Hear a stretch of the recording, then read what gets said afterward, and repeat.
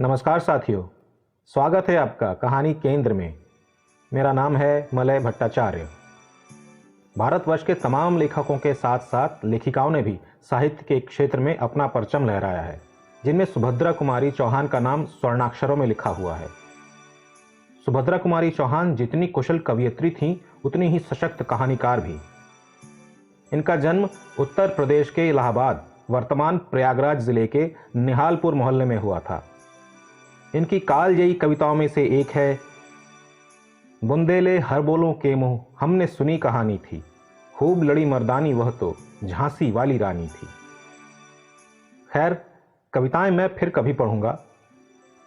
फिलहाल उनके द्वारा लिखी गई एक कहानी सुनाता हूं, जिसका शीर्षक है जंबक की डिबिया।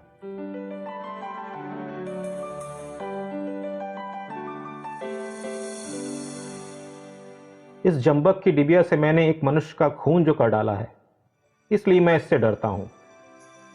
मैं जानता हूं यही जंबक की डिबिया मेरी मौत का कारण होगी।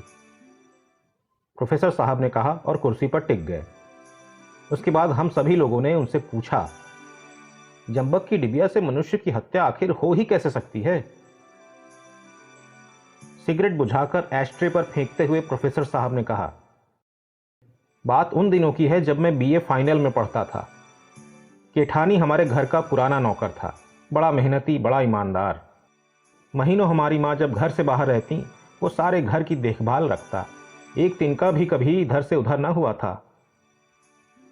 एक बार यही बरसात के दिन थे, मेरी छोटी बहन के बदन पर कुछ लाल लाल दाने से उठाए और उसके लिए मैं जंबक की एक डिबिया खरीद लाया। मेरी माँ मशीन के सामने बैठी कपड़े सी रही थी। आसपास बहुत से कपड़े फैले पड़े थे। वहीं मैंने वो डिब्बी खोली, बहन के दानों पर जहां तहां लगाया और डिब्बी बंद करके मां के हाथ में दे दी। पास ही केठानी खड़ा खड़ा धुले हुए कपड़ों की तह लगा रहा था। जब मैं बहन के दानों पर जंबक लगा चुका, तब केठानी ने उत्सुकता से पूछा, काय भैया, ई से ई सब अच्छा हो जाई है? मैंने कहा, हाँ, खाज, फोड़ा, फुंसी, जले कटे सब जगह ये दवा काम आती है।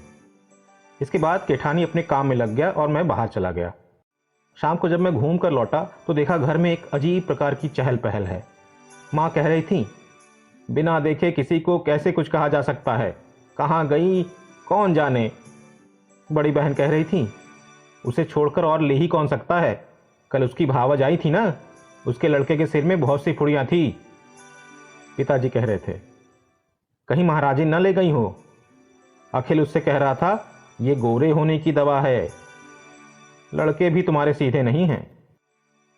पास ही बैठा अखिल पढ़ रहा था। पिताजी की बात में दिलचस्पी लेते हुए बोला, बापू, महाराजिन तो सदा गोरे होने की फिक्र में रहती है। फिर मुझसे पूछा कि ये क्या है, सो हमने कह दिया कि ये गोरे होने की दवा है। केठानी अपनी कोठरी में रोटी बना रहा था। उसे बुलाकर पूछा गया तो उसने कहा, जब भैया लगाए हती आपने तभी देखी रही, फिर हमने देखें सरकार। मुझे क्रोध आ गया। बोला, तो डिबिया पंख लगाकर उड़ गई? केठानी ने मेरी तरफ देखा, बोला, भैया। मैंने कहा, चुप हो, मैं कुछ नहीं सुनना चाहता। सुबह मैं डिब्बी लाया और इस समय गायब हो गई। ये सब तुम ही लोगों की बदमाशी है। केठानी कुछ न बोला, चुपचाप वहीं खड़ा रहा और मैं कमरे में चला गया। मैंने कहा, वो मां से कह रहा था, मालकिन चल के मोर कोठरी देख लई, मैं का करी हूं दवाई ले जाए के, फिर जौन चीज लागी मैं मांग लही हूं सरकार से। मैं कोट उतार रहा था, न जाने मुझे क्यों क्रोध आ गया और मैं कमरे से निकल आया। बोला, चले जाओ अपना हिसाब लेकर, हमें तुम्हारी जरूरत नहीं है।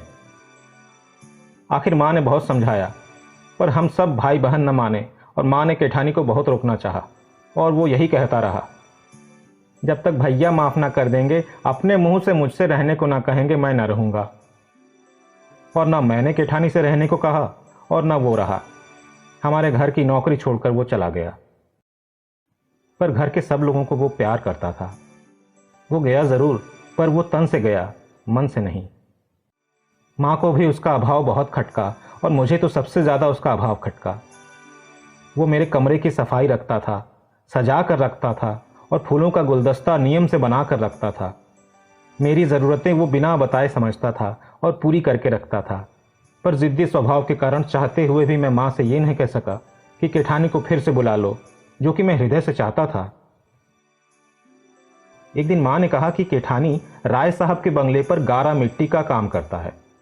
मैंने सुना, मेरे हृदय में ठेस सी लगी।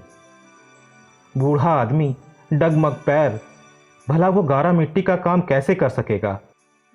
फिर भी चाहा कि यदि माँ कहें कि केठानी को बुलाए लेती हूँ तो मैं इस बार ज़रूर कह दूंगा कि अच्छा बुला लो। पर इस बार माँ ने केवल उसके गारा मिट्टी ढोने की खबर भर दी और केठानी को फिर से नौकर रखने का प्रस्ताव न किया। एक दिन मैं कॉलेज जा रहा था।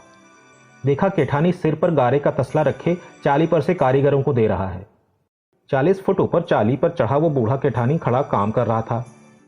मेरी अंतरात्मा ने मुझे काटा। ये सब मेरे कारण है और मैंने निश्चय कर लिया कि शाम को लौटकर माँ से कहूँगा कि अब केठानी को बुला लो। वो बहुत बूढ़ा और कमज़ोर हो चुका है। इतनी कड़ी सज़ा उसे न मिलनी चाहिए। दिन भर मुझे उसका ख्याल बना रहा।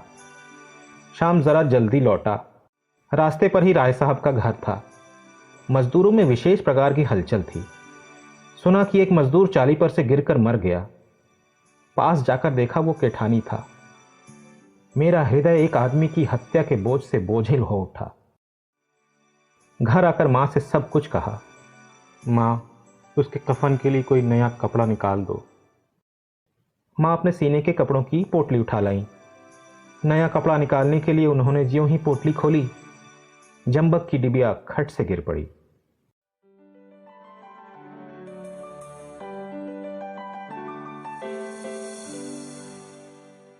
साथियों, ये कहानी आपको कैसी लगी कमेंट सेक्शन में ज़रूर बताइए।